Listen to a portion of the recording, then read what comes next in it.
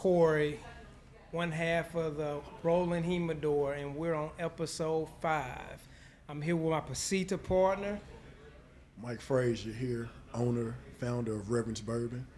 And today, we have Mr. Don Hardin of the Hardin Group. Repeat that again. Don Hardin of the Hardin Group. Yeah, for those who don't know about Mr. Hardin, it's a native here in Nashville, Tennessee, out of Trinity Hills, an actual Tennessee State graduate who has a degree in engineering, correct? Yes, architectural engineering. Architectural engineering. Be specific. He's a member of the greatest fraternity of all time, the Omega Psi Phi Fraternity Incorporated. And to give you a little bit of background on his engineering and construction, Mr. Hardin, the owner of the Don Hardin Group, it's about commercial construction here in Nashville.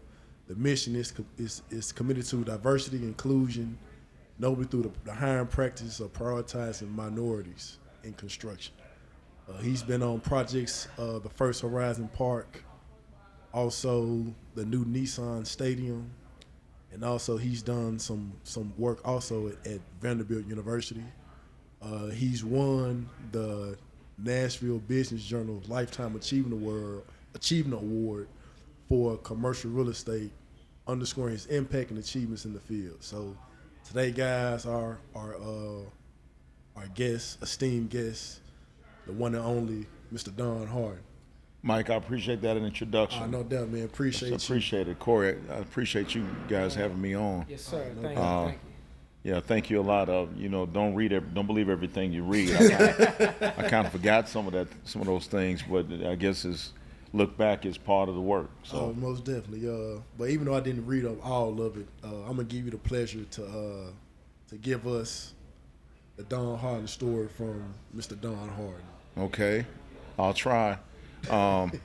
So we can start in a couple of different areas. I have to give credit to God because, when you don't know somebody's pulling your coat or leading you somewhere, you just go with the flow, and you know what door to go in and know what door not to go in. Right. Somebody had to be a higher call than me to do all that. So, right. So definitely have to give credit where it's due. God, first and foremost, yes, sir. Blessed me with a lot of stuff. Having said that, like Mike said, I'm a native of Nashville. Went to Maplewood High School. Okay. Grew up in Trinity Hills, and you mentioned that, and Trinity Hills doesn't get enough recognition. A lot of people always talk Haynes Manor around here. Haynes Manor. They have their class reunion, the Haynes Manor reunion. I'm not mad at them, but I think they started saying, well, maybe we'll invite other neighborhoods. So they just kind of started inviting Trinity Hills. So we'll come and bless you guys on your next reunion. Yes, sir. Yes, sir. Grew up in Nashville, Trinity Hills, went to TSU, architectural engineering, and that's kind of one of those majors where everybody knew about mechanical engineers, yeah, and they knew about electrical engineers, but people couldn't really put their arms around, well, what does an architectural engineer do? And when I was in college, Mike, I found myself wanting to get the same internships that the mechanical, electrical, and civil guys did, mm-hmm, but people would look at me around town and say, are you an architect or an engineer? Which one are you? So even the architectural firms didn't quite know what that meant. So I spent a lot of time pushing the profession and getting people know what architectural engineers could do. And as a result of that, when I finished college, TSU, while we didn't have many other job offers in architectural engineering, I think I networked myself to death, and I had 3 job offers when I finished school. So the one I chose was a company called Fluor Daniel, F-L-U-O-R. They're the Fluor Corporation now, and back then they were rated number 1 in the nation, rated by Engineer News Record. So it was a very reputable publication in our industry. Started working for Fluor Daniel, moved around with them for about 8 years in 8 states or so. And then, of course, I'm married to a Fifth guy, Tracy Hardin, the whole time. We started dating my last year. So she was crazy enough to join me on my journey and still with me on my journey. So we moved to Albuquerque, New Mexico, the last move we had, and of course, Mike. Everywhere I went, I'm always getting with the Qs, right? Most definitely. So got with the Qs there in the community there. Loved Albuquerque. We did work for Intel. Intel makes most of their Pentium chips. They were called Pentium chips back at the time, and so I was promoted to the company I worked for was a contractor for Intel, and I was promoted to be over our site, and I was managing 25 engineers when a good friend of ours, frat brother of mine, Lee Mollett, LB, said, Don, first of all, I should give credit to good friend Tony Holt because he and his wife Marcia Holt came to visit us one part of when they were wanting to get away from Nashville just to go somewhere different. And he told me, hey, they're thinking about building a church in Nashville that maybe you should look into. And he mentioned it to me first. Then Lee Mollett called me maybe a month or two later. And at first I told him, I'm like, we're not interested in moving back to Nashville. My wife, we just built a house. We had a house designed and we built it. Our son is 4 and about to turn 5. And I've been promoted to manage the site, 25 engineers. I'm like, I'm good, everything's good. And then he said, hey, why don't we fly you back to Nashville, you get to see your family, get a home cooked meal, so to speak, and just, and visit the church, meet the pastor and the team. And I said, okay, I did that. Mike, when I came here, something spiritual came over me when I met all those people at the church. Okay. And I started to have this feeling after I visited the job site. It was Mount Zion had bought several acres in the Whites Creek area, and they were trying to get the project off the ground, and I kind of understood why they were stuck, and then I talked to the parishioners there, and then I interviewed with, it felt like 30 people, and Bishop Walker, he was Joseph Walker III at the time, just Reverend Walker. We were piled up in his small office, and I didn't think I was being interviewed, but it was like just meeting with him. And next thing I know, they asked me to go wait in the car for about an hour. I'm sitting in Lee's car for about an hour. And he came out and said, Don, they want you to be the project manager. I'm thinking, how did this happen? Yeah. I just came home for a visit. And I called my wife, I called Tracy and said, I said, we need to go home. We need to move back home. It's something I feel like it's a good move. My boss was in Dallas, Texas. So I called him and said, I'm gonna have to leave the company, and we agreed that I would find my replacement over a month's time, and that's what got me back to Nashville. Okay, so it's funny you say that because I was thinking in my head what church you're talking about, and the first church that popped in my mind was Mount Zion. That's exactly right. I'm just thinking about alignment the whole time. Lee Lamette, frat brother. They call you back to build a church. Bishop Joseph Walker, frat brother. So right. You're a very spiritual man, and I'm a spiritual person myself. And so what I'm getting from it was all about alignment. Absolutely. And talk about the importance of alignment. I think alignment is very important. My career has been alignment, and but also the path that you are led to. And you look back at who helps you along the way. And Corey, I think that's very important. One of my first mentors out of college was a guy named DeWitt Porter, and he kind of took me under his wings. You can imagine working for a company that's large as 35,000 people at Floor Daniel. The engineers there, mostly white. We were based in Greenville, South Carolina, so it was truly the Bible Belt. Uh-huh. And so working in an environment like that, you have to have a mentor that kind of protects you a little bit, or else you get lost in the shuffle. DeWitt was a powerful brother. He was a Sigma, Okay. He was trying to Bless put his a heart. Sigma wheel on him, but that wasn't going to happen. But Bless his heart. but DeWitt was a great guy. My first true mentor out of college, and but him protecting me and so he was responsible for a lot of my moves. Uh-huh. But had I not kind of followed his lead, I would have gotten lost in the shuffle like many other young young African Americans do in the industry, construction industry. So being trained and learning how to adapt in that environment gave me the tools, that alignment you talked about, to be able to go to the next place, because we're going to some weird places, upstate New York, Oswego, New York. Nobody really heard of Oswego. Yeah. Bowling Green, Kentucky, of course, just an hour away from home. Greenville, South Carolina. Chicago, Illinois, of course, is a popular place. Birmingham, Alabama, Reading, Pennsylvania, and most of us, not many of us, have ever gone to Albuquerque, New Mexico. But because of that early adaptation and being able to be flexible, it made me comfortable to go everywhere. Gotcha. Plus, at Fluor, one of the things that they taught you was to network. Network is very important. So, Corey, if you said, I want to take this, the cigar thing to another level, and you found somebody that could help you, they don't know that until you call them up, right? They don't know that until you reach out. And so we were taught to network. If you wanted to, as an example, at one point in time, I was interested in getting into marketing within Fluor Daniel. So the marketing program, they had it where you would get in this, you would apply for the program, interview for the people in the marketing department, and they would put you on a tour around the world for a year, and then you're groomed to be in their marketing program.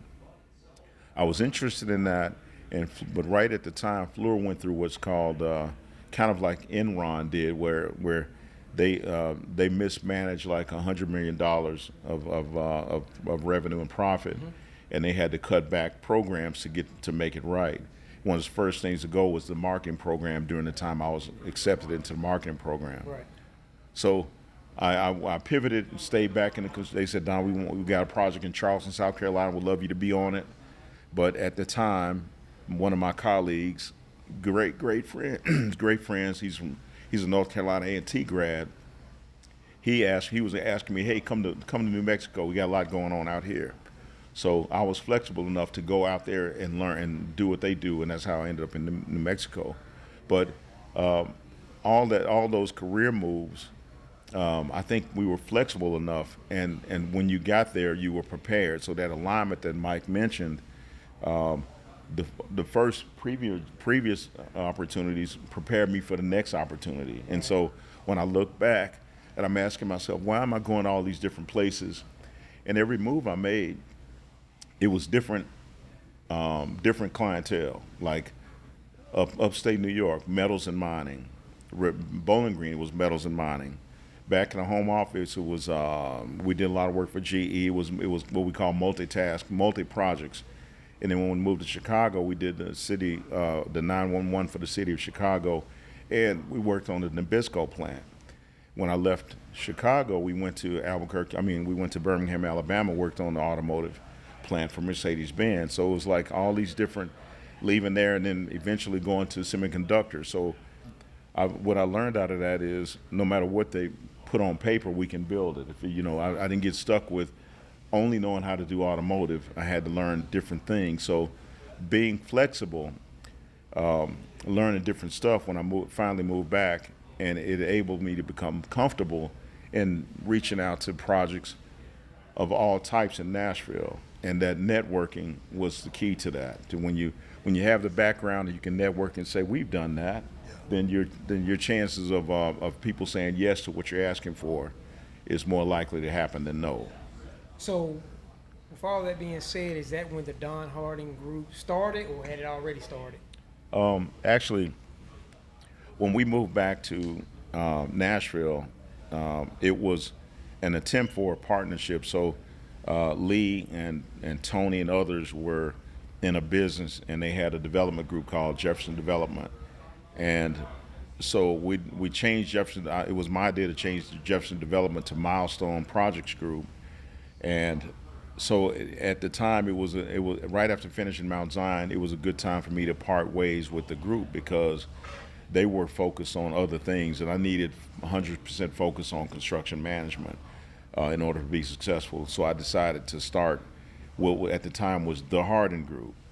we had the Hardin Group for about 2 or 3 years, and then I put an advertisement in the Business Journal, and then we got a letter from a lawyer saying cease and desist of using the name. I'm like, so Tracy got the mail, and she called me out of I can remember being in a luncheon at the Sheraton Hotel. She called me out of luncheon, like blowing my phone up, like, and I came out of the meeting, and what's going on? She said, we got a letter from an attorney saying cease and desist from a company called Hardin Construction out of Atlanta. But later on, after further research, the Hardin Group was their holding company. They just don't want they just want their big ass checks coming to them, right? Coming to us, right? So they said we better correct this name, right? So James Crumlin was our attorney, been our attorney for many years, and served us well. One of his colleagues in the office specialized in trademark. So she sat down with us and convinced us if we went to a different name like Don Hardin Group, then they would probably leave us alone. And I thought about it for a while, Corey. I'm like, that sounds coy to use my own name, but after I asked around, some people would say, when you put your own name on it, then people, have a sense of trust. Like, hey, your name is on it, so you trust. Your trustworthiness kind of goes up. So after long thoughts, we decided to go with Don Hardin Group. So that's kind of how we became. That was probably around 2005 when we changed the name. Don Hardin Group, the company officially was started in 2001. So yeah, the Don Hardin Group. Yep. Using your namesake. Talk about the importance of protecting your name, your reputation. Definitely. With you putting your surname on a business, what's your personal expectation of how you're going to move about it now? It's all you have. Your reputation is definitely all you have. Yeah. We've considered other models. There are a lot of architectural firms who started out with someone's name. It may have been a three-partner firm that had three names on it. Yeah. And when the younger group comes in, they want to rebirth it, and so I'm challenging the younger guys on our team if they want to take over this business to you can keep the name, or you can give it a rebrand. You can sometimes they one thing comes to mind, and not that this might end up with a name. We just redid our website, and if you look at it now, you'll see we found a way to. We didn't totally change it, but we found a way to, when you look at it, it's in squares, right? And so we've always had buttons that had C for case studies or A for about us, and so forth and so on. But I wanted to do something a little bit more interesting, and now it spells out Aspire, right? So Aspire, A, about us, S, services, P, portfolio, I, industry, R, reach out to us, and E, explore opportunities, Aspire. So who's to say that something like the younger guys may say Don Hardin Group, Aspire, and then Aspire may survive, so that's how names get changed. But so I don't have an ego about keeping the name, but I think that if it helps the younger generation to not have to redo stuff, redo licensures and all that stuff, use a name. But like you said, Mike, you have to protect it. You have to know that we get a lot of accolades, right? I get a lot of compliments, and I jokingly say, just remember the good stuff. The good stuff. If you hear about the bad stuff, right? Like, okay, and all these things. Like you can, say what you want, but spell my name right. I've come up with every kind of way to look at it, but it's important that you just do what you say you're going to do, and that goes your reputation, right? If you say you're going to pay somebody when you say you're going to pay them when you say you're going to pay them. Don't have people chasing you around.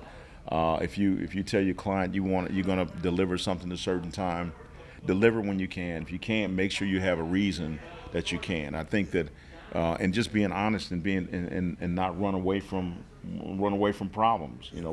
My phone is always on. I think answering the questions and being responsible is part of your reputation and protecting your reputation. I think that your impact in the community, some of it is public, but I'm a big historic guy, and you're very heavy on voicing for the minority. Talk about your influence and to give the people watching, the the the path you carve for minority business, not just engineers, architectural, but other minority business to get a piece of the pie that's going on in the city. Because if I'm not mistaken, it's I don't know if it's a law, but a certain amount of minority business has to be given, a certain amount of business in the city has to be offered for minorities, like contracts and all that. Yes, So talk about yes. influence. So I can't talk about that without talking about the heroes who fought the good fight. Okay. I can't talk about it without mentioning Sharon Hurt, right? And so she's been doing her thing on Jefferson Street. Can't talk about it without mentioning Jared Maynard and all he's done, and Gwen Sanders, and so many of them. Susan Vanderbilt, Jerry George. These are folks who are actually hired to do minority business, but it starts with those folks fighting for you. So when I came back home, moved back to Nashville, my aspirations were not just to be a black business, but to be the best business ever, right? So I was always, as you heard about my career, I was always doing commercial work. So the idea of doing public work was not appealing. The idea of dealing with red tape and all that was not appealing. But I would see how hard Jerry Maynard would work, and the Black Caucus would work to try to make sure that contracts are available or are considered for minorities. And they were always strapped with the idea that there are no minorities around, right? So we set this table for minorities. We fought the council and got the votes to have minority participation on the table. But yet when you get excited, but yet all right, when it's time to do the work, who's qualified to do the work? What minorities are out there who are even interested, right? So a lot of us are qualified, but a lot of us are successful in the private sector. I can name numerous of guys who are doing way better than we are, building homes.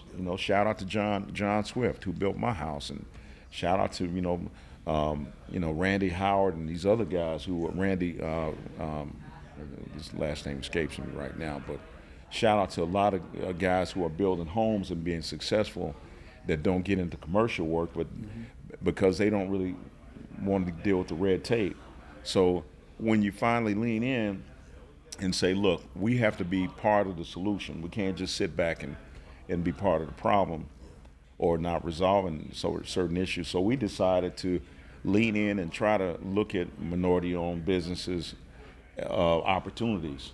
And one of the first exposures to me was when I was on the Mercedes-Benz plant in Vance, Alabama, and Mercedes was their first plant in the United States, and they wanted to have an initiative to use minority businesses. Birmingham, Alabama, 60% or better black, but yet they didn't have minority businesses that could do the work on that job. So it struck me hard enough to always remember that when I had the opportunity myself, that I would make that an initiative. And so even when we hired, again, looking at how I wanted to start the business, I wanted to be this big rainbow of black, white, Latino men and women, but I found that not many were hiring black people. When I would go in all these offices, all of my colleagues who are architectural firms, who are general construction companies, and they'll admit, I would walk past all their employees to the president's office and go to the office and say, man, I don't see any, you don't have people of color, you don't have enough women in here. And they would say, well, we didn't think about it like that, and how could you help us? I'm like, well, TSU is right here, you ought to start with interns, so. And so with our firm, we happen to have mostly black young people. We have one Hispanic, we have a couple of ladies, but we would love to hire anybody. But I get knocking at my door the folks who need the opportunity, who just don't get the opportunities elsewhere. So, because actually I was going to ask that question, and you went right into it. I was going to say, how many students from we all graduated from Tennessee State? How many students from that department do you get quarterly or per semester on the internship through your company? Well, every year here lately, the past 4 or 5 years, we've had 3 interns, and they've come from a varying of places. But certainly TSU's, we definitely get a lot of interns from TSU. We actually have 3 or 4 or 5 of us who are TSU grads who are working with us permanently. We get interns from UT Knoxville, and a lot of it's networking. So I don't discriminate just because they come from UT. It's a couple of brothers who are based here. And just like many other companies, their parents call you and say, hey, my son or my daughter needs an opportunity. And we've been blessed to get those calls. You know, sometimes it's like you're thinking it's not always we're giving them an opportunity, which we are, but they're giving us an opportunity to work with them because we learn more from younger people than we think. I mean, they're quick. We have to learn how to work with them. I had a young lady who ended up being one of the best employees we had. Her mother called me and said, Don, my daughter needs an internship before she graduates. She was a UTC grad. But as an intern, I remember giving her work, some stuff to do, and interns can be so quick, they can just quickly do it. And I looked up and I would see her reading a novel, and I said, you can't read a novel in here. What you can read is the blueprints, right? So I can show you, you can look at a drawing and, 5 hours in a day and still come in the next day and miss stuff, right? It's just that detailed. And so, but you have to learn how they work. They're quick, and they learn fast, but sometimes they learn so fast they miss stuff. Right. But Morgan ended up being one of our best employees, and she's an artist. So we lost her. Shout out to Morgan Thompson, but we lost her to New York because she's an artist, and she's like, if she didn't go to New York and try her design career, she would never do it. So she just left us a couple of months ago. But she's a success story of somebody who kind of come in cold turkey, but really willing to learn and willing to give. And so she can go anywhere now and be successful in what she did for us. So we're proud, and we realize that we can't keep every intern.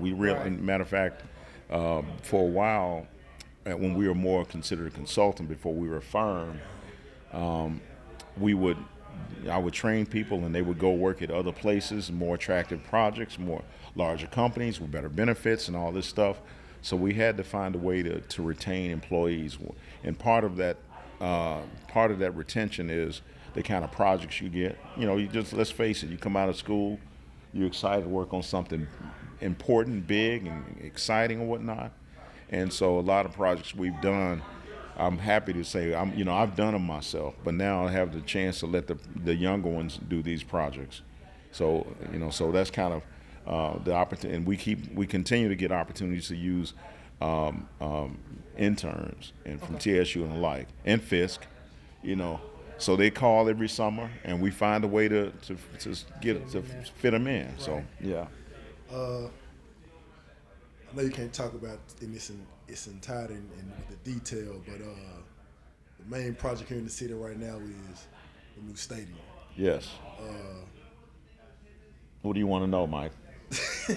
I mean, the excitement behind it. When you saw that you was going to be a part of the project, what was that feeling like, and how is that process now as far as learning and very exciting. As far as what the stadium is going to look like.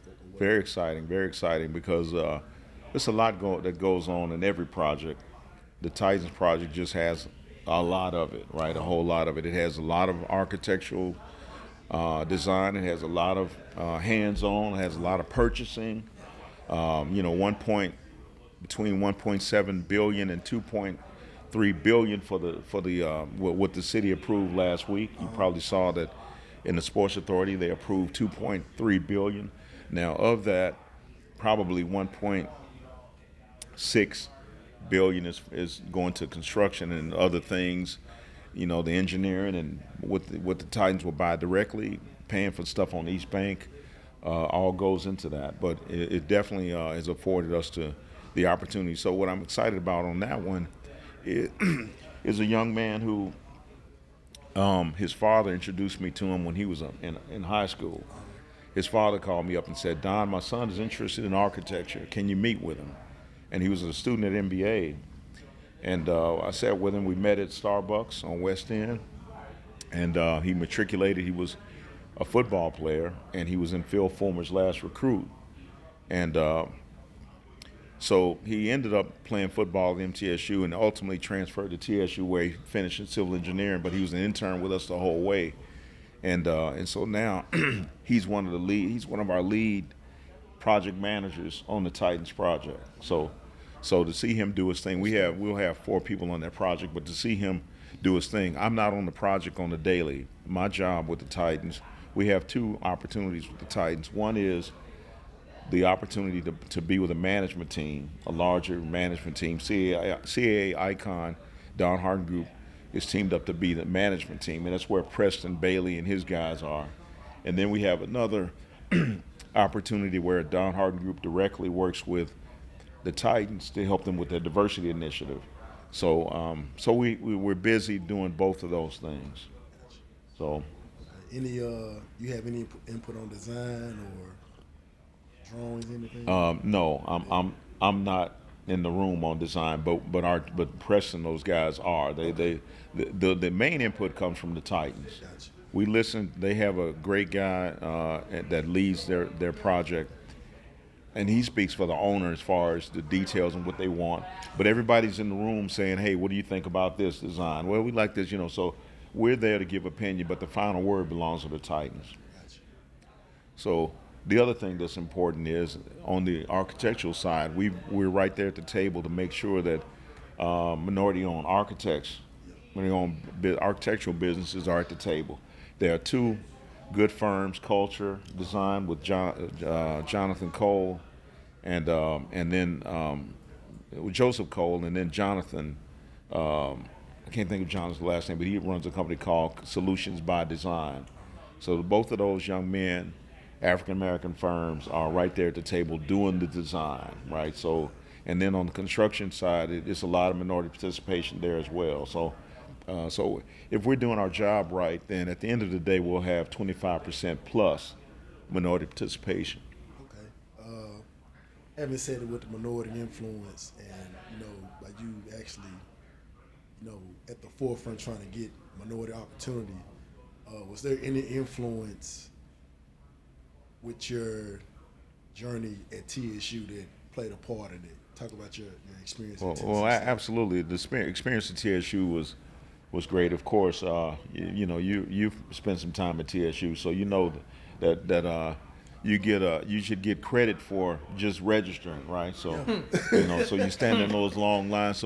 So the character building at TSU is unmatched, right? So definitely number one, character building, the ability to stand strong, and when you get rejected, you're not bashful about staying in there until somebody gives you an opportunity. So all that's part of it, but just the whole culture and understanding the importance of what HBCU brings to the table. Exactly. So that definitely it goes without saying. Because a lot of people don't understand.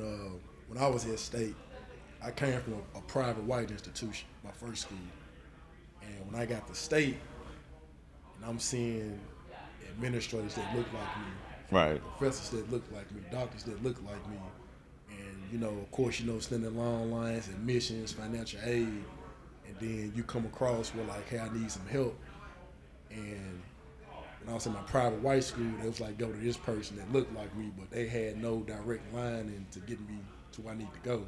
Right. And HBCU, I go straight to the person that's going to sign and dot and hit accept and reject on whatever profile, and they be like, hey, just call this person, and it's done. So my experience was like, I feel a sense of privilege at HBCU that I didn't have at a PWI or whatever. So were there any people that like helped you along, whether it's a professor or anything like that, in your journey, like, hey, somebody's actually here caring for my well-being as a student? Did you have any of those? Yeah, absolutely. Okay. From high school to I always give my math teacher credit, Maplewood, because I finished art. I loved art. I still love art, but I finished math like by my junior year, I had finished all the math I needed. And, first semester of junior year, I was done. And this guy he saw I had a talent in math. He would press me, hey, you need to get back in math. And being impressionable, I listened to him and I got back in math. I took advanced math class. That class toured TSU's engineering department, and ultimately, that's where I landed. Now, Dean Decatur Rogers, who's probably retired by now, I think, but Walter Vincent, he was, and these guys happen to be Omegas too, right? And both of them wrote my letter to be Omega. But Walter Vincent, that time when I told you that I was frustrated with architectural engineers not having opportunity, I went back to him and said, look, I'm going to change my major. He's like, what? I said, I'm going to change my major to architecture to mechanical. I said, because they get all opportunities. Architects, we don't get any opportunities. He said, if you stick with it, then it'll pay off. He convinced me not to change.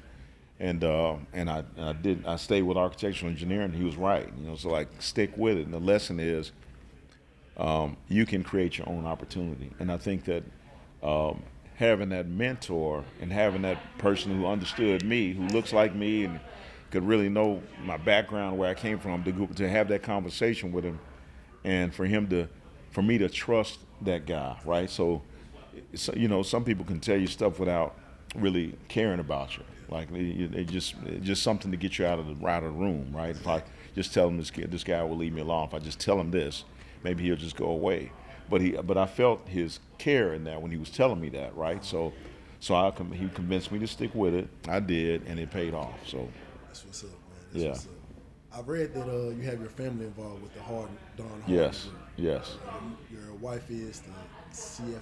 Yeah, she's the COO now. COO. So even though we had this discussion, I said, CFO, you're CFO, but she does more than that, and she was the first one that says, hey, I should be COO. I'm like, I'm not hung up on titles, but we couldn't have been where we are without her.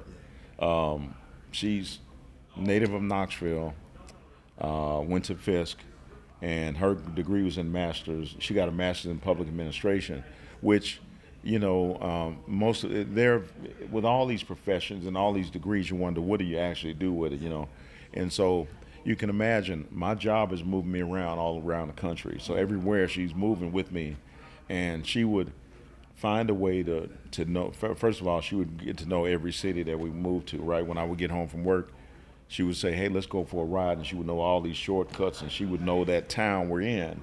But she would volunteer non-for-profit. She volunteered for the YMCAs and different things. And when we lived in New Mexico, she got a job with the Sickle Cell Foundation, and she ended up getting the certification to be a certified educator about sickle cell.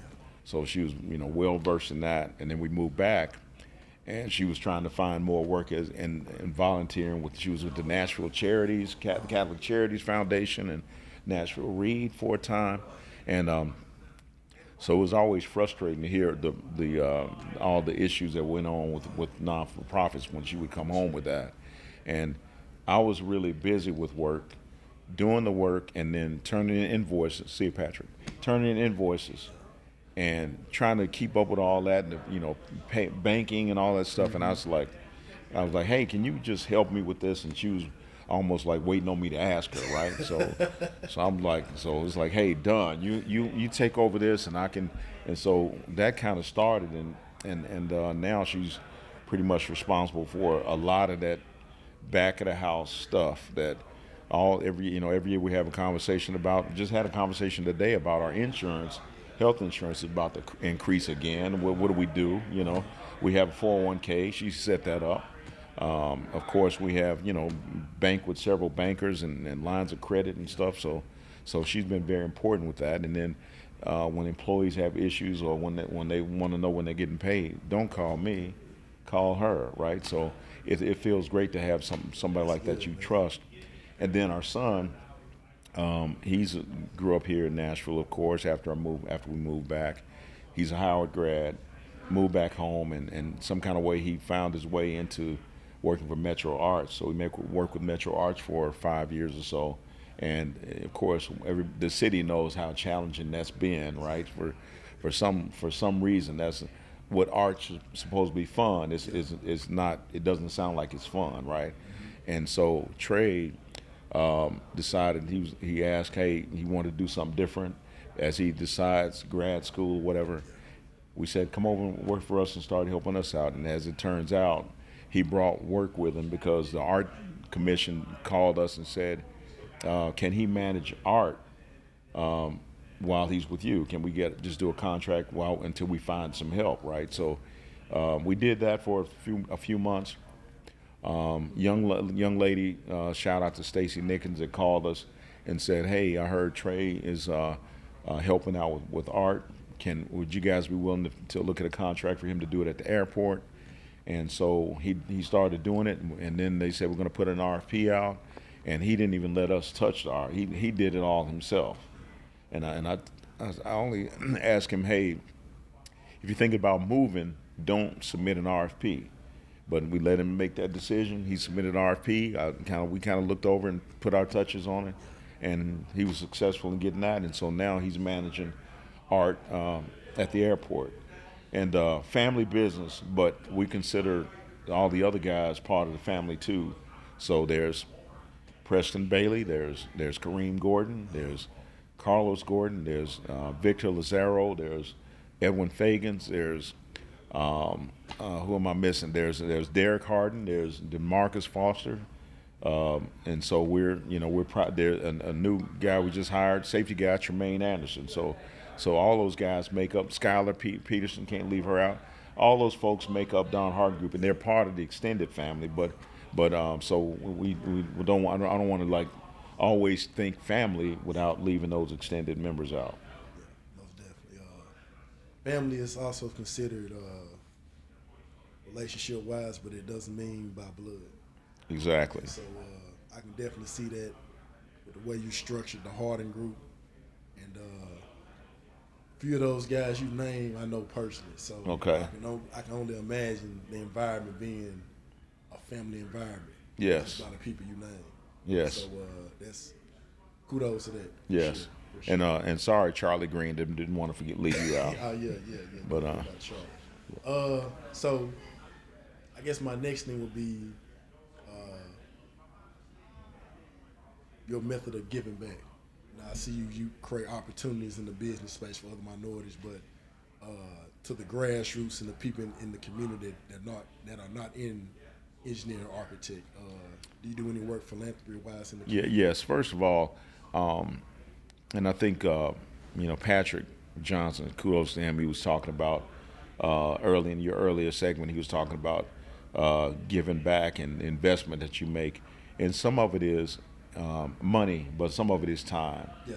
And of course, what I've realized the first time when you're in business and you start getting the calls, like maybe you're on a podcast or maybe in the Business Journal or whatever, great recognition, but with that comes a lot of phone calls, right? So people, I get offers from a financial planner every day, right? They think I got all this money falling out of my pocket that I can't manage it, right? So they call, but you have to be gracious. The first time earlier I would be frustrated with dealing with all this stuff. This attention that I'm somewhat of a private person, but the attention comes with business because you stir it up, right? You ask for the attention in a positive way, but too much is given, much is required.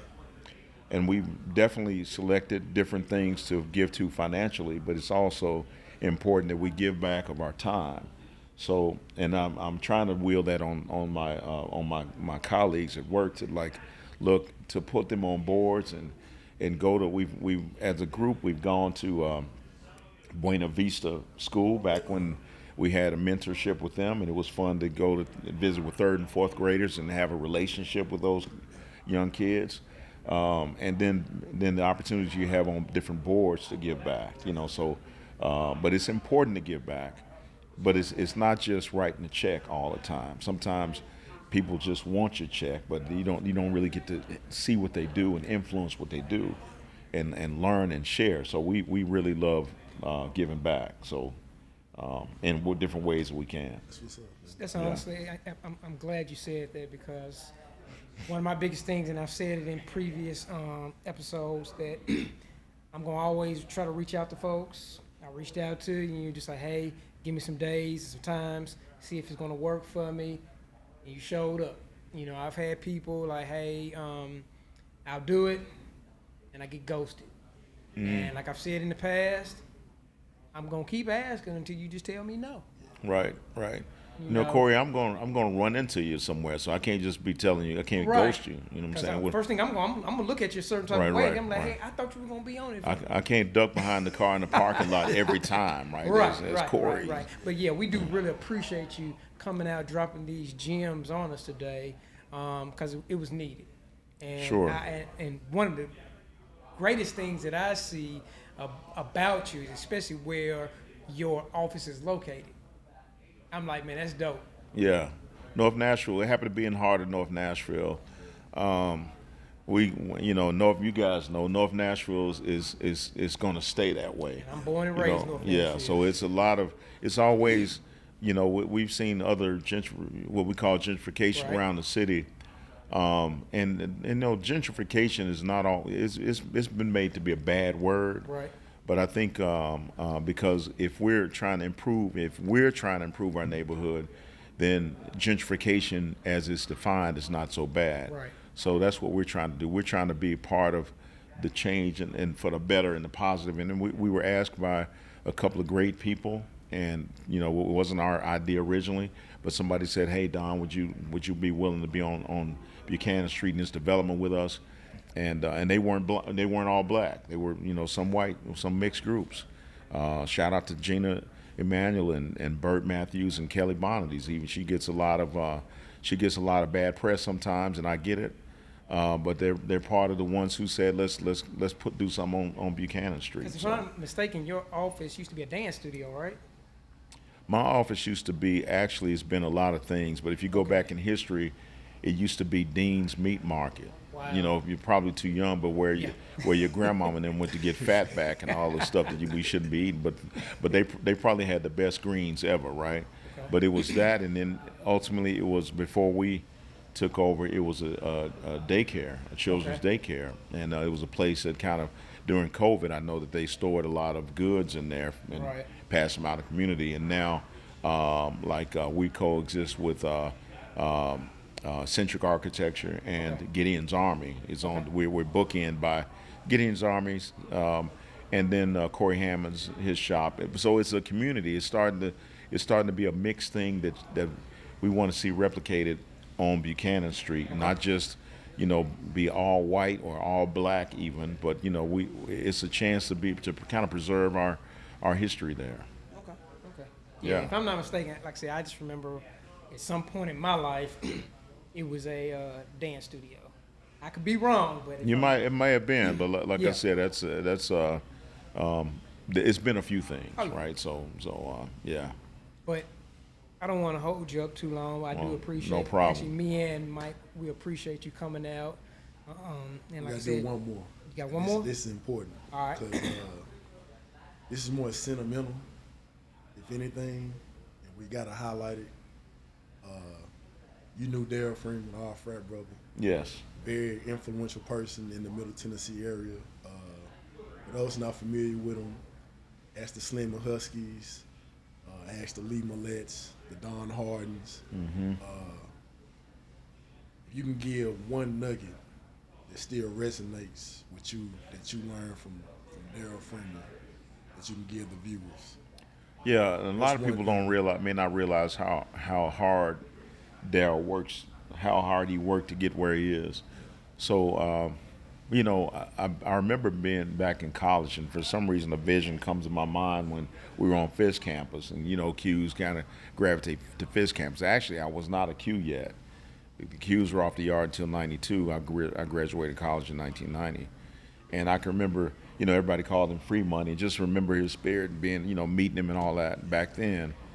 But when I moved to my job moved me to Birmingham, Alabama. Mercedes-Benz. This would have been in 1996, 95, 96. So we're setting up a grassroots site, right? This Vance, Alabama is in the middle of, it's in between Birmingham and Tuscaloosa. And so I go on the job site trailer. We just setting up the job site trailer. I see Daryl Freeman in there. I'm like, what are you doing here? He had gotten a contract to set up the computers for the job site, right? So it was just him and another frat brother of ours from MTSU that were doing that contract. So it was like he was just getting going, right? Like, so he wasn't an overnight success, right? So it just let me know how hard he grinded, but he was a guy that didn't stay put long. He was on a mission, right? So he's a person that had a vision that acted out his vision. He didn't just like sit on it. And so that I'm probably one of the few people that got to see him like in that level, small job site trailer. He's by himself trying to hook up these computers, and then you see him like, later on he blows up and has a big computer company. So, but also he would always be willing to lend his. He wasn't shy about telling you what you can do, what you ought to be doing, Mike, is you ought to be doing. Well, why aren't you doing, if ideas you hadn't thought about, he was always willing to share his ideas. So I'll always remember him for that. Cool. Man, I appreciate that. Appreciate that story. Appreciate your time. That we got a statement building here in Nashville, and this man right here is part of the project, so he's a very busy man, and like I said, the time is all we need, and we appreciate it, man. And thank you, guys. Any way we can help you any way possible, we here. We come here in fellowship at CASA, and shout out to CASA for letting us use their establishment. Yeah, it's an awesome setup. Yeah, but I must say, shout out to you guys too. I know you get the last word, but shout out to Corey and Mike. Both of you guys have a successful businesses separately, and you came together to have some successful entity. And partnerships and believing in partnerships is how you do it. And somebody told me that if your vision only involves you, it's too small. So with that being said, I'm Corey. I'm Mike. With the Rolling Humidor. And I'm Mike, owner of Reverence Bourbon. Once again, this is episode 5. Until next time, peace.